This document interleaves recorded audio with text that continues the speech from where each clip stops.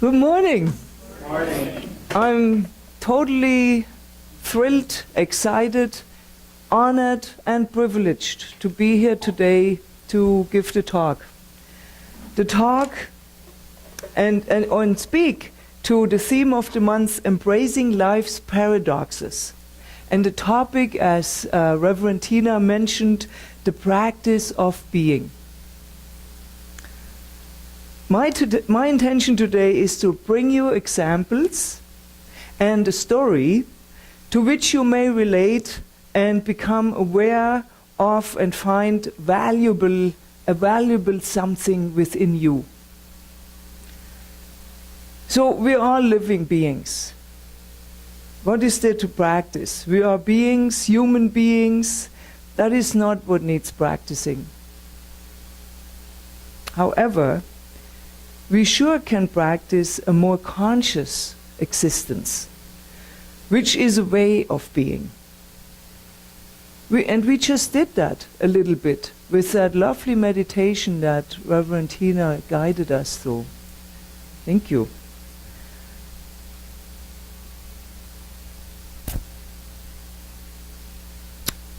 Shakespeare puts it this way: to be or not to be, that is the question. So here we are, we're being ourselves.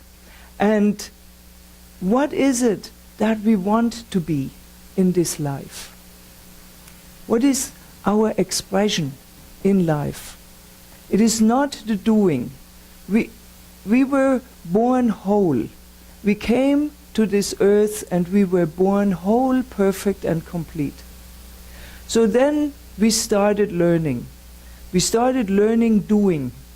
We got teachers in our life, parents, teachers, bosses that taught us how to do.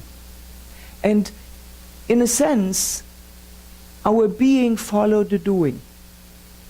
So now, here we are. We come to a point where we all of a sudden feel that, who am I? Who really am I? And what is there to life? There must be something more to life. That was my thought in my teens.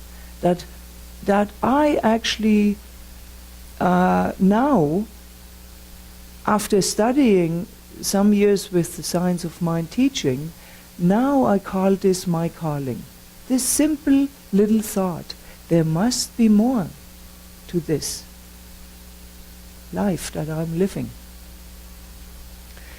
So we have choice. We always have choice in whatever we do. And Mahatma Gandhi says, be the change you want to see in the world. He doesn't say do the change. He says be the change. And what that is telling me, when you look outside of yourself and you want to be or become something other than you are, then you go in the far country.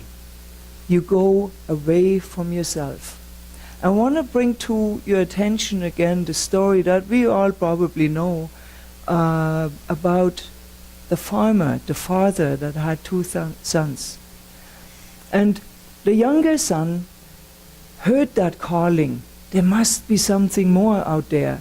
So he did pick up and said to his father, Father, give me my inheritance and let me go. Let me go and explore in the far country, because I know there is something more out there for me. So the unconditional loving father said, yes, take the inheritance and go, explore, absolutely.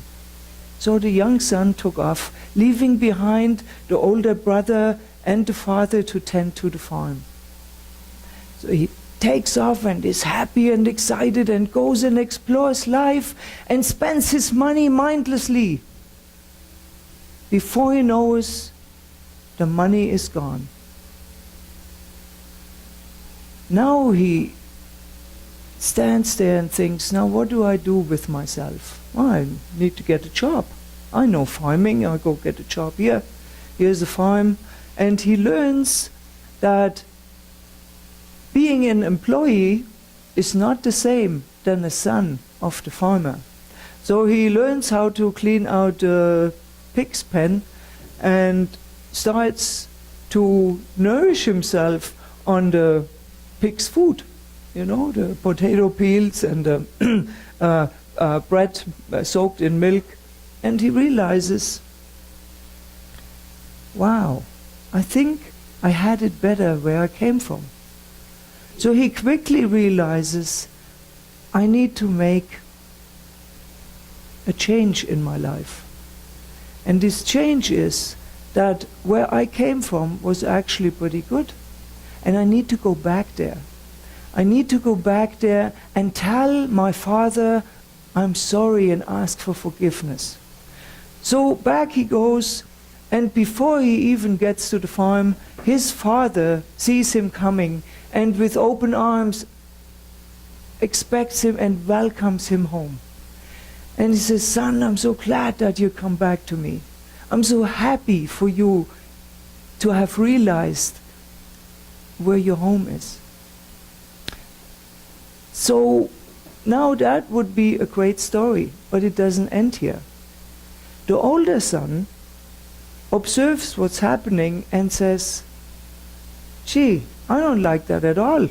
I busted my butt here and worked the farm, and he went and took his inheritance and spent it and had fun, comes back and gets a party? What is with this? That's not right. So the older son is jealous and tells his father, I don't agree with that. But the father, the unconditional loving father, says, son, you were always here, and all that is mine is yours. Your younger brother had to learn that. He had to go and find out the way to leave, feel the separation, and come back to the source of being. And this is what we do. This is our story. Can you see yourself in this story a little bit? In either one, the younger son, the older son, perhaps the father. The lovingness is the original self, our original self. The birthright, how we were born as wholeness and perfection and completeness. That is where we come from. That is the original self. The original self that nourishes us and is always present. However, when we go on a journey, when we go in a far country, it doesn't have to be a physical trip. It can be a mental trip. And most likely it is a mental trip. When we take off and away from our source and we feel that disconnect. That's where practicing the being comes into. So we're practicing in our mental way, in our thinking, where the source really is. Who am I? Who do I want to be?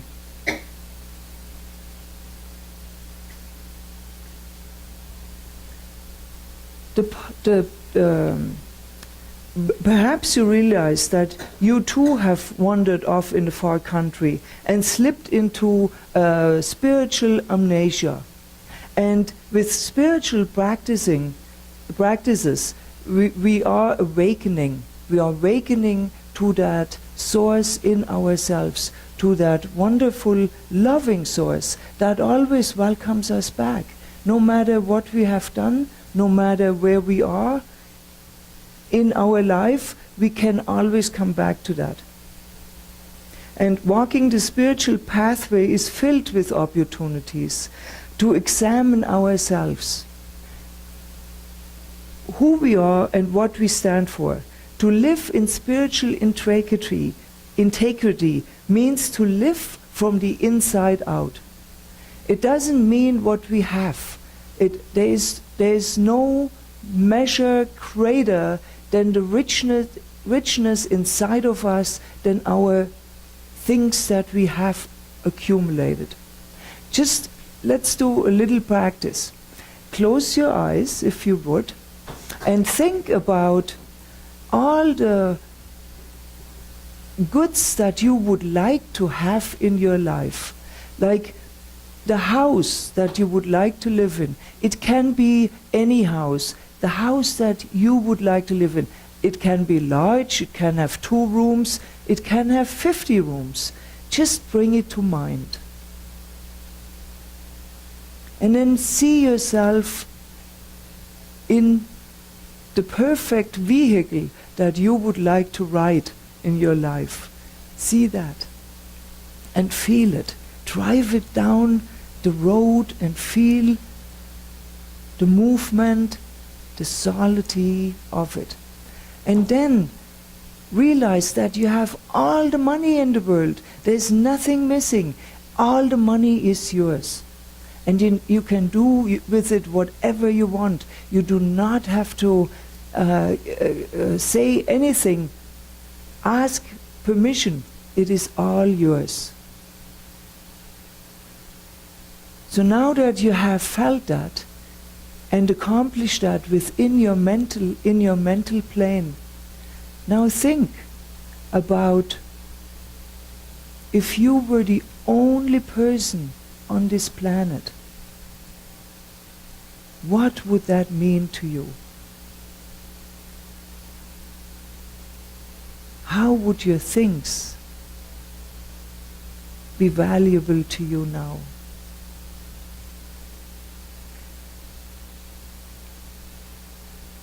But we don't live alone. We live in community. We live in a society. We live with other beings.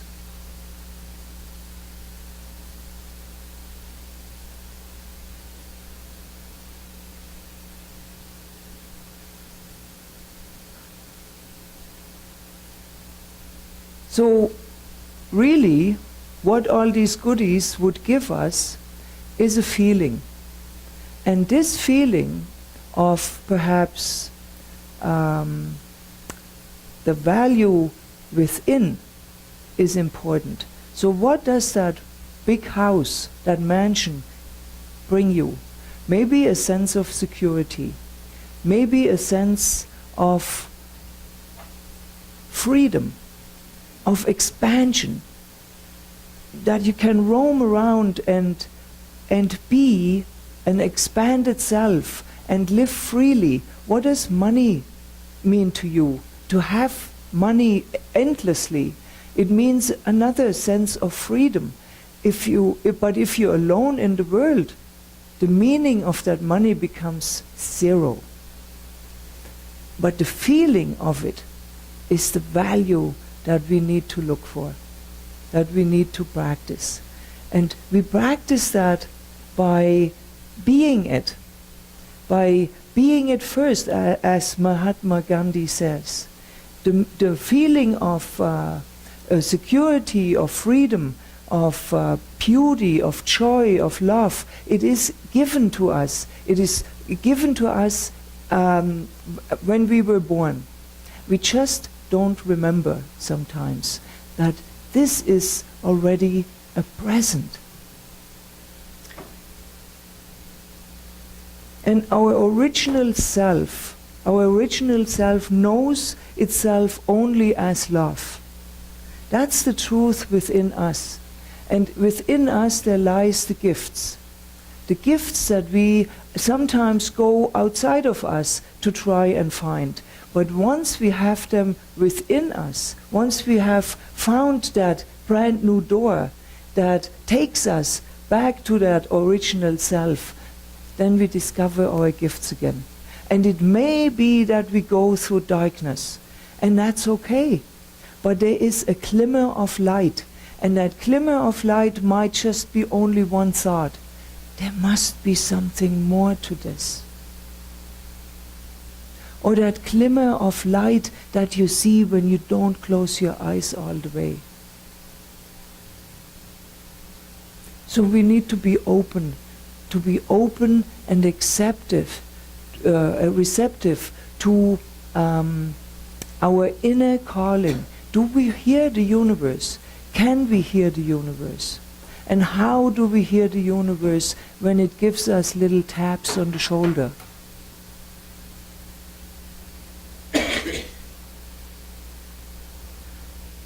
We find this in silence, in contemplation, to hear the call of the universe through our thoughts and feelings.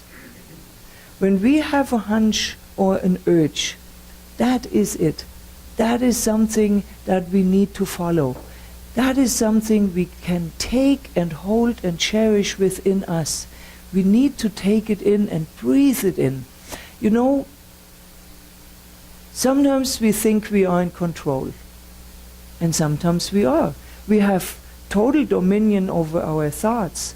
But the control ends when it comes to breathing ourselves. Who is breathing us? Think about it. Do you breathe consciously all the time? Maybe you have that down pat, and maybe it is because you're alive. We are all alive, right? Maybe, but is it really you that is breathing you? How about the heartbeat? If we were responsible to beat our own heart, we probably would be dead within 15 minutes. There's something greater and larger going on than us. And in this we tap into. The goal is to know ourselves as Spirit knows ourselves, as Spirit knows us, which is love. Here is a poem by Sri Chinmoy. Oneness is the perfect expansion of our inner reality. Let our heart's oneness only increase to make us feel that we belong to a universal world family. And this world family is a fulfilled dream of God. Isn't that what we're here for?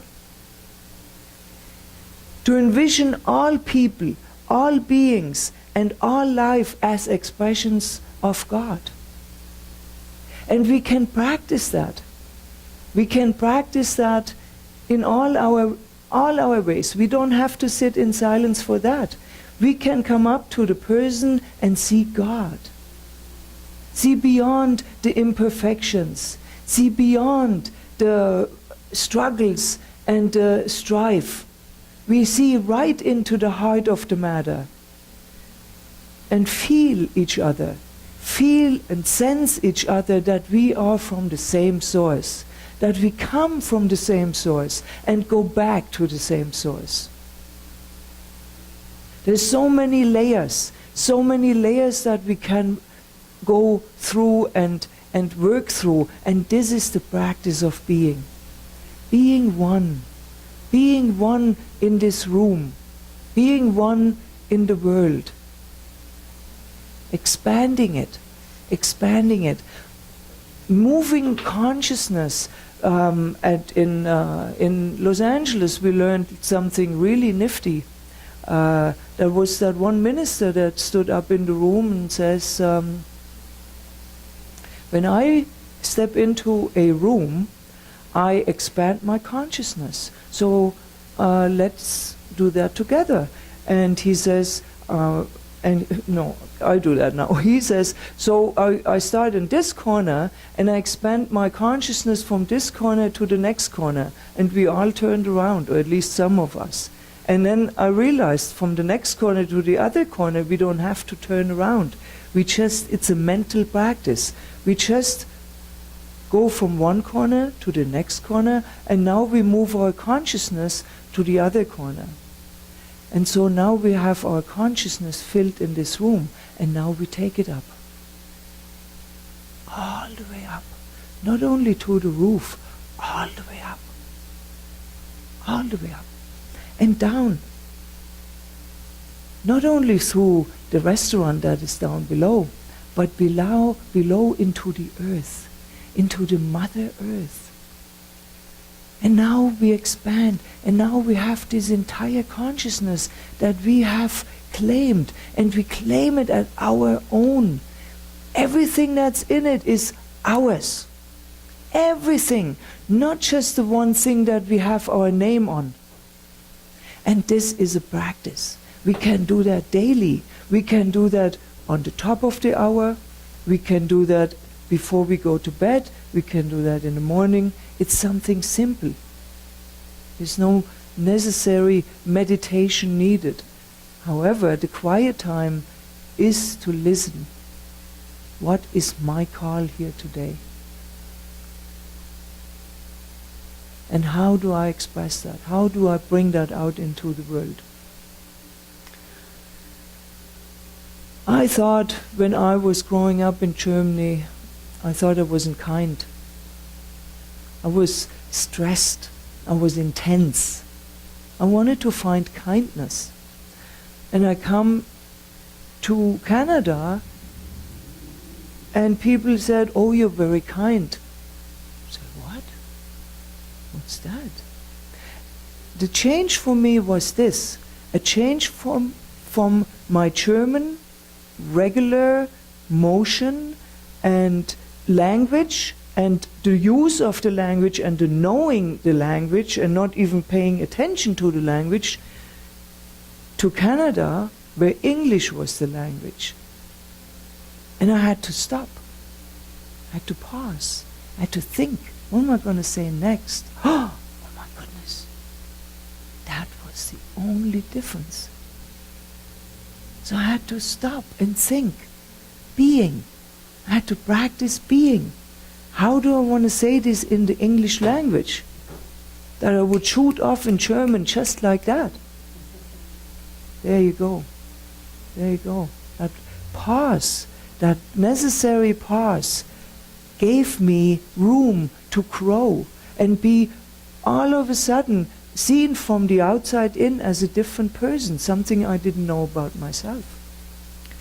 So that's my example, and I invite you to find your own examples in your life for your own journey, whatever that may be.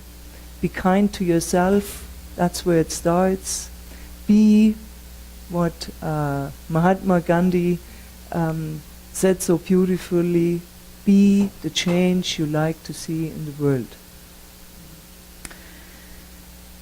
Let us help to fulfill God's dream.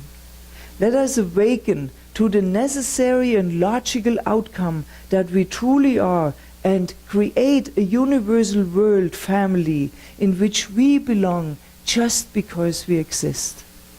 That is that little poem. That's the message from that little poem that I read earlier. So let's be it. Let's just be ourselves, our authentic selves. Get rid of all the borders of all that what we had to be and had to do and want to do, but find that kernel inside of us, that spark that connects us again to that what we are meant to be, the universal family. I love you and I bless you, and so it is.